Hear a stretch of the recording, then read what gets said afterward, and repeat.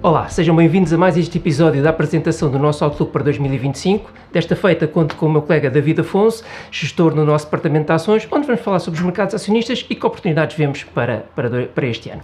David, tivemos 2 anos consecutivos de retornos fantásticos nos mercados de ações, portanto, a pergunta mais natural que recebemos todos os dias é: isto pode continuar?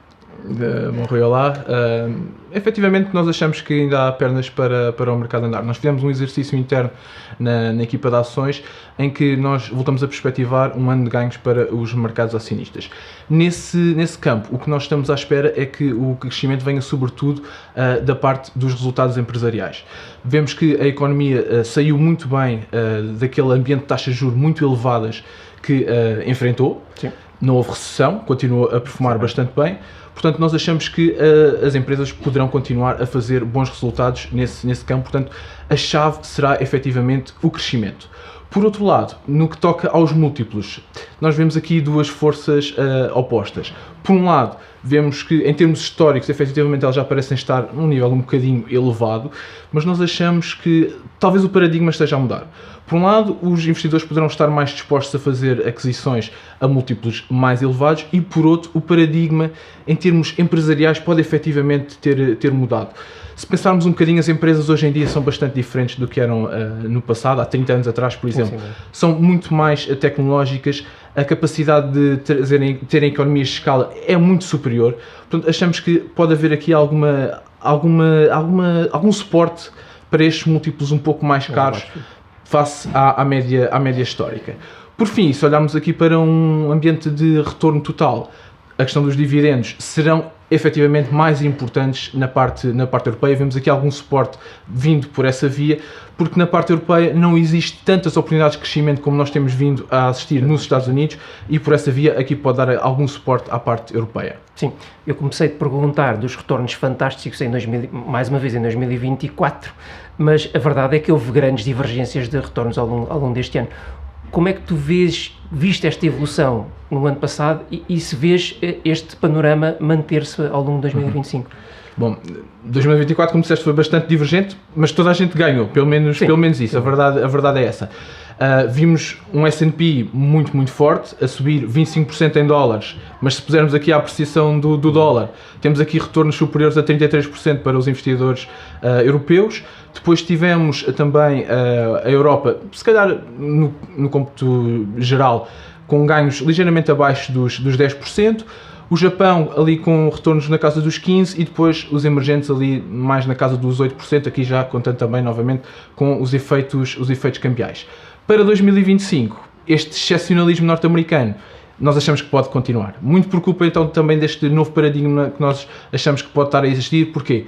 A componente setorial norte-americana está muito enviesada para o setor tecnológico, para as novas tendências, para estas economias de escala que as grandes empresas conseguem capitalizar. Portanto, achamos que 2025 esta tendência poderá continuar de alguma forma. Na parte europeia, vemos algum suporte a ser trazido pela parte dos múltiplos que, efetivamente, se virmos o índice agregado europeu, não estão muito onerosos, mas temos que pensar que a componente setorial também é bastante diferente. Temos aqui muitos setores, como é o caso dos bens de investimento, como é o caso dos materiais, em que as oportunidades de crescimento não são assim tão elevadas. Depois, na parte asiática, achamos que há muita dependência dos decisores centrais. Por um lado, o Japão, que está no processo de subida paulatina de taxas de juros, é sempre uma grande incógnita como é que o mercado reage nesse ambiente. Por outro lado, a China, sempre muito dependente daquilo que são os estímulos do governo e que por esse âmbito ainda estamos um pouco em modo de espera e ver para ver que tipo de resultado daí virá. Sim. Tu falaste no setor tecnológico, que obviamente tem sido um principal motor de retornos no mercado, mas se calhar faço uma pergunta um pouco mais genérica: que segmentos é que tu vês ou estás particularmente otimista para 2025? Nós mantemos-nos particularmente otimistas para essa questão da tecnologia, não é? Tanto IT como Communications, estamos bastante otimistas para isso, muito por culpa desta mudança de paradigma que nós temos na nossa cabeça. Ou seja, a temática da inteligência artificial achamos que está aqui para durar. A questão dos chips já não é só particularmente os fabricantes de semicondutores, mas já é toda uma cadeia de valor que, seja no design, seja no software, que pode continuar a trazer retornos muito, muito interessantes, e achamos que é mesmo algo estrutural. O CAPEX que nós estamos a ver, as empresas direcionar para a questão da inteligência artificial, todas elas dizem que por muito estão a pecar por defeito e não por excesso. Portanto, efetivamente, achamos que esta é uma temática bastante interessante. Gostava de complementar a minha resposta, dizendo também que, embora por um lado as empresas de menor capitalização bolsista pareçam estar num ambiente muito positivo, temos um ambiente de taxas de juros a serem reduzidas, temos um Donald Trump a prometer corte de impostos, temos a menor regulação também vinda dos Estados Unidos. Parece que a conjuntura está muito favorável, mas se olharmos para a questão estrutural, que eu também já dei nas últimas respostas, parece que as empresas de grande capitalização bolsista são aquelas que estão a conseguir maiores economias de escala. E por essa via ainda estamos algo na dúvida sobre quando mudar as mudanças para estas empresas de menor capitalização bolsista. Mais a mais, também temos a questão política, que é sempre muito volátil, com Trump no poder. Temos a questão do Departamento de Eficiência, que vai ser liderado pelo Elon Musk, a dizer que vai cortar nas ineficiências, e normalmente estas ineficiências, porventura, estão mais associadas às empresas de menor capitalização bolsista, mais locais, mais estatais, e por essa via podem sofrer de alguma forma. Uhum.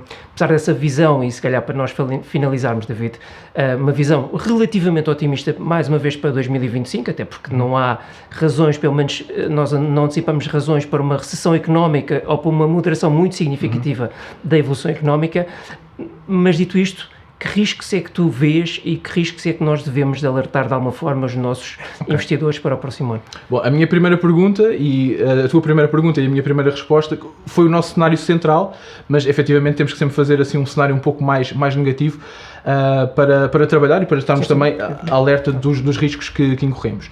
Nesse aspecto, aquilo que nós nos focámos primeiro foi o crescimento.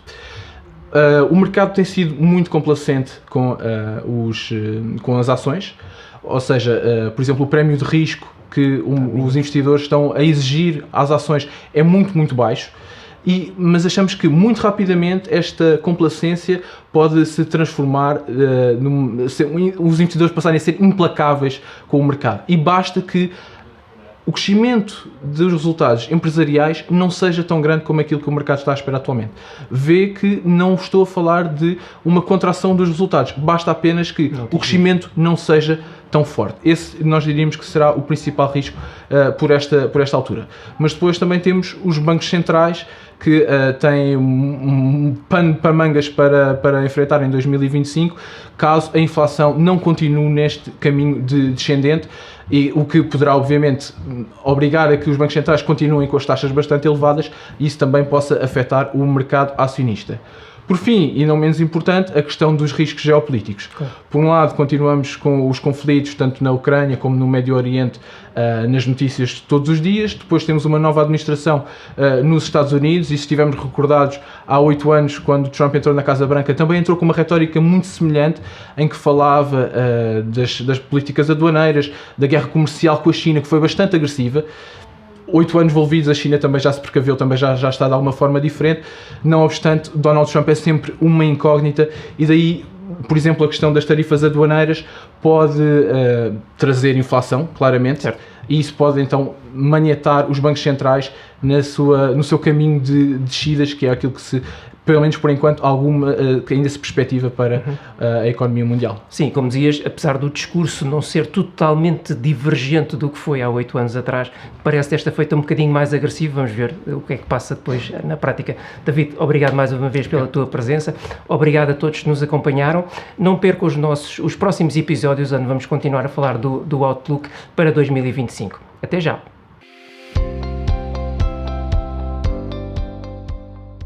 O conteúdo apresentado é meramente informativo e pode ser alterado sem aviso prévio. Rendibilidades passadas não garantem rendibilidades futuras. O investimento em fundos pode implicar perda de capital, exceto em fundos de capital garantido. Consulte os documentos legais disponíveis em imga.pt, cmvm.pt ou nos sites dos bancos distribuidores antes de investir. Mais informações em imga.pt ou @imgestão de ativos.